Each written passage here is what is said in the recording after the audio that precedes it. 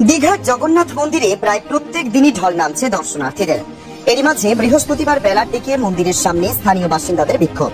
আর এই বিক্ষোভকে কেন্দ্র করে চাঞ্চল্য ছড়ায় সৈকত শহরে। কিন্তু কেন হঠাৎ বিক্ষোভ? জানা গিয়েছে, মন্দিরের যাবতীয় কাজকর্মের জন্য বাইরে থেকে শ্রমিক নিয়োগ করা হচ্ছে।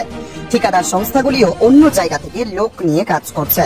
এমন পরিস্থিতিতে বঞ্চিত হচ্ছেন স্থানীয়রা, শ্রমিকরা। তাদের কাজে নিয়োগের দাবি নিয়ে এদিন বিক্ষোভ চলে তুমুল। বর্তমানে ওই এলাকায় গিয়েছে পুলিশের বিশাল বাহিনী। ঘটনাস্থলে জগন্নাথ ধাম ফাঁড়ি ও দীঘা থানার পুলিশ রয়েছে। স্থানীয় বাসিন্দাদের সঙ্গে কথা বলে বিষয়টি মিটমাট করার চেষ্টা করছে পুলিশ। তাদেরকে আশ্বস্ত করা হচ্ছে। খবর পেয়ে এলাকায় যাচ্ছেন স্থানীয় বিধায়ক ও ট্রাস্টি বোর্ডের সদস্য অখিল গিরি বলে জানা গিয়েছে। উল্লেখ্য, দীঘা জগন্নাথ মন্দির প্রকল্পের সময় থেকেই মুখ্যমন্ত্রী আশ্বস্ত করেছিলেন এখানে স্থানীয় বাসিন্দাদের কর্মসংস্থানের বিপুল পরিমাণ সুযোগ হবে।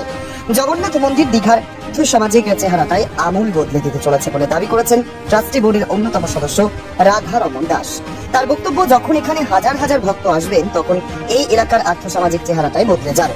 এখানকার মানুষের লাভ হবে, হোটেল পরিবহনের সঙ্গে যুক্ত ব্যবসায়ীদের লাভ হবে, যারা ফুল মালা বিক্রি করেন তাদের লাভ হবে। টাকাটা তো দীঘা মেদিনীপুরের যারা লোক তাদের বাড়িতেই যাবে।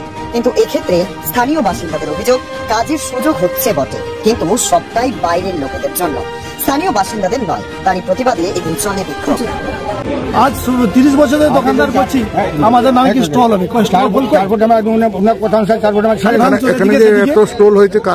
না না, আমাদের হসপিটাল সামনে কোনো স্টল ফল হয়নি এখনো। এটা লোক না, আমাদের গ্রামের লোক এখনো স্টল ফল এখনো পাইনি। খালি ভাঙচুর, এদিকে সরা সেদিকে সরা। আর 30 বছর ধরে দোকানদার করছি, দিদি বলছে স্টল করে দেবে, এবার ডিএম বলছে ভাঙচুর করো। সমস্যা বলতে আমরা এলাকায় জায়গা দিয়েছিলাম। এই এলাকায় কোন সরকারি প্রজেক্ট হলে গভর্নমেন্ট, এর আগে গভর্নমেন্ট গুলাও বলেছিল যে এলাকাবাসী যেটা বেড বেশি একটা কর্মসংস্থান পাবে। আজকে দেখছি সম্পূর্ণ দীঘা চালাচ্ছেন ডিএম সাহেব। ডিএম সাহেব দীঘা চালাবেন এলাকাবাসীকে ডিপ্লাইড করে, এরা তো আমরা চলতে দিতে পারবো না। আমরা দিদিকেও বলছি, ডিএম সাহেবকেও বলছি, আপনারা উভয় পক্ষ দুজনে এসে এখানে এলাকাবাসীর সঙ্গে বসে এলাকাবাসীকে কর্মসংস্থান দিয়ে তবে যে কোনো প্রজেক্ট চালাবে। যেখানে বলা হয়েছিল, মুখ্যমন্ত্রী বলেও তো ছিলেন যে বললেন স্থানীয় মানুষকে কর্মসংস্থান দেবেন, দোকানদার করতে জায়গা দেবেন। অথচ কিভাবে ডিএম সাহেব এলাকার কোন দাসকে, বিপ্লবী দাস নাকি, তাকে দিয়ে গোটা এলাকা চালাচ্ছেন। আমরা এলাকাবাসী হিসাবে এটাকে কোনোদিন বরদাস্ত করবো না। দরকার পড়লে মুখ্যমন্ত্রী এসে আমাদের এলাকাবাসীর সঙ্গে বসুন। কি অন্যায় এগুলা?